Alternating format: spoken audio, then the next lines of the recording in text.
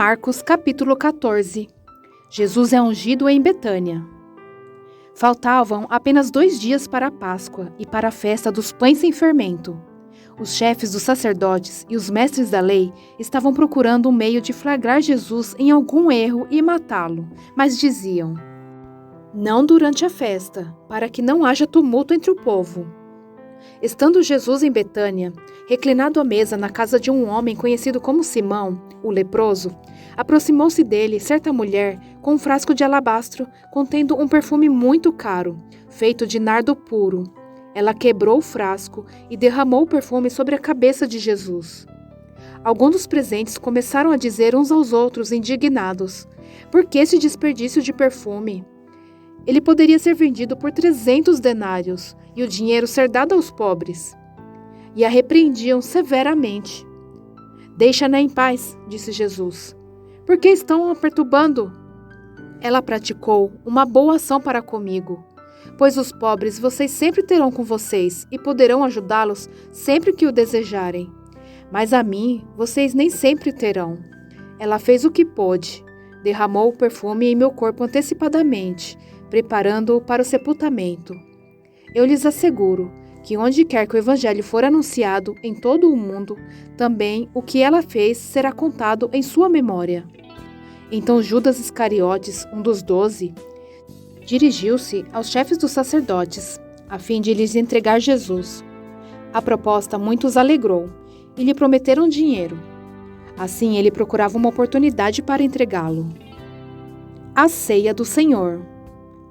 No primeiro dia da festa dos pães sem fermento, quando se costumava sacrificar o cordeiro pascal, os discípulos de Jesus lhe perguntaram: "Aonde queres que vamos e te preparemos a refeição da Páscoa?"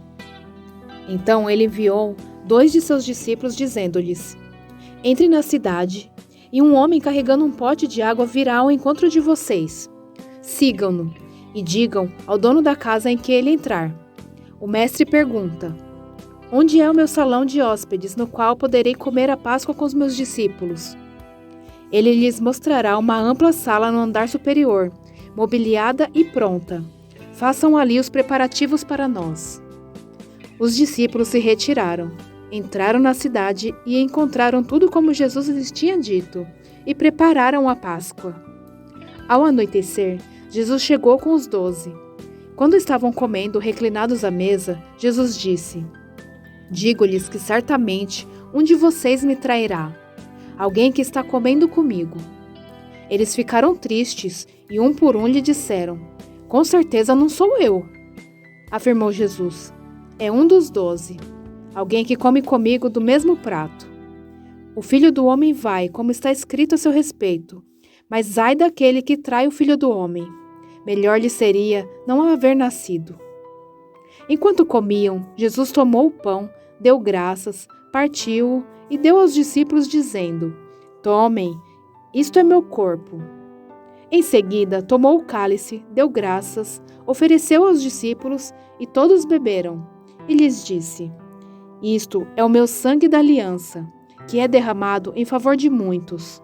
Eu lhes afirmo que não beberei outra vez do fruto da videira, até que aquele dia em que beberei o vinho novo no reino de Deus." Depois de terem cantado um hino, saíram para o Monte das Oliveiras. Jesus prediz que Pedro negará. Disse-lhe Jesus: "Vocês todos me abandonarão, pois está escrito: ferirei o pastor e as ovelhas serão dispersas. Mas, depois de ressuscitar, irei adiante de vocês para a Galileia." Pedro declarou: "Ainda que todos te abandonem, eu não te abandonarei."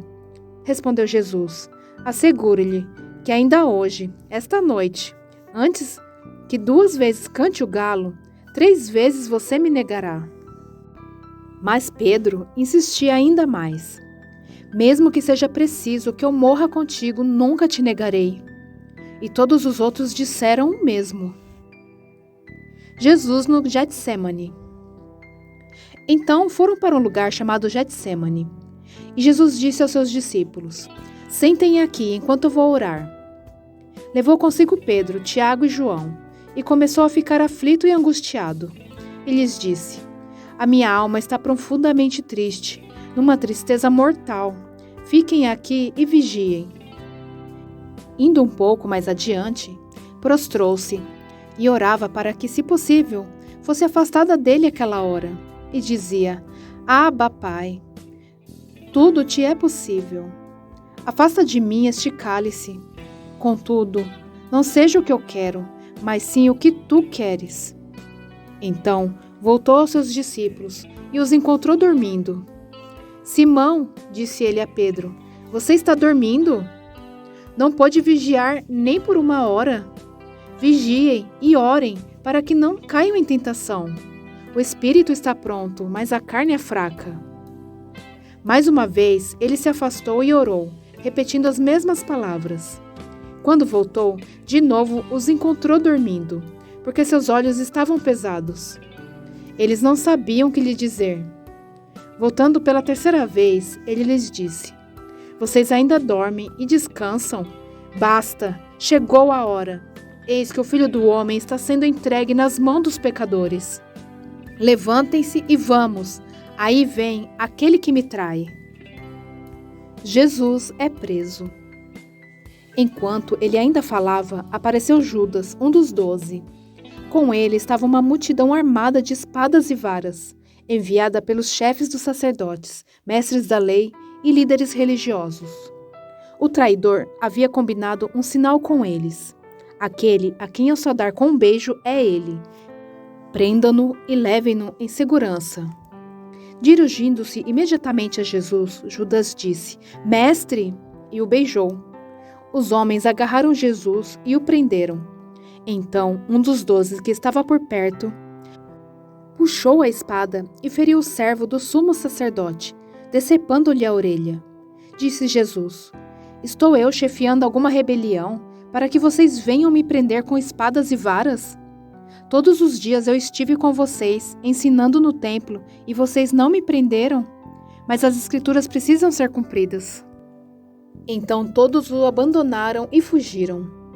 Um jovem, vestindo apenas um lençol de linho, estava seguindo Jesus. Quando tentaram prendê-lo, ele fugiu nu, deixando o lençol para trás. Jesus diante do sinédrio. Levaram Jesus ao sumo sacerdote, e então se reuniram todos os chefes dos sacerdotes, os líderes religiosos e os mestres da lei. Pedro o seguiu de longe até o pátio do sumo sacerdote. Sentando-se ali com os guardas, e esquentava-se junto ao fogo. Os chefes dos sacerdotes e todo o sinédrio estavam procurando depoimentos contra Jesus, para que pudessem condená-lo à morte. Mas não encontraram nenhum. Muitos testemunharam falsamente contra ele, mas as declarações deles não eram coerentes. Então se levantaram alguns e declararam falsamente contra ele. Nós o ouvimos dizer: Destruirei este templo feito por mãos humanas e em 3 dias reconstruirei outro, não feito por mãos de homens. Mas nem mesmo assim o depoimento deles era coerente. Depois o sumo sacerdote levantou-se diante deles e perguntou a Jesus: Você não vai responder à acusação que eles lhe fazem? Mas Jesus permaneceu em silêncio e nada respondeu. Outra vez o sumo sacerdote lhe perguntou: Você é o Cristo, o Filho do Deus bendito? Sou, disse Jesus. E vereis o Filho do Homem assentado à direita do Poderoso, vindo com as nuvens do céu. O sumo sacerdote, rasgando as próprias vestes, perguntou: Por que precisamos de mais testemunhas? Vocês ouviram a blasfêmia? Que acham? Todos o julgaram digno de morte. Então, alguns começaram a cuspir nele. Vendaram-lhe os olhos e, dando-lhe murros, diziam: Profetize! E os guardas o levaram, dando-lhe tapas. Pedro nega Jesus.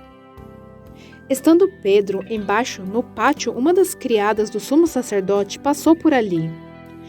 Vendo Pedro a aquecer-se, olhou bem para ele e disse: Você também estava com Jesus o Nazareno.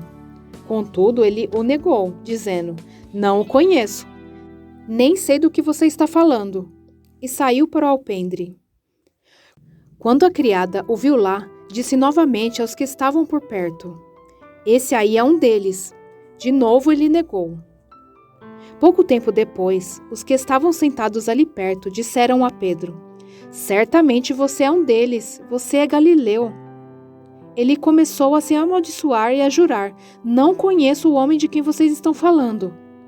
E logo o galo cantou pela segunda vez. Então Pedro se lembrou da palavra que Jesus lhe tinha dito: Antes que 2 vezes cante o galo, você me negará 3 vezes. E se pôs a chorar.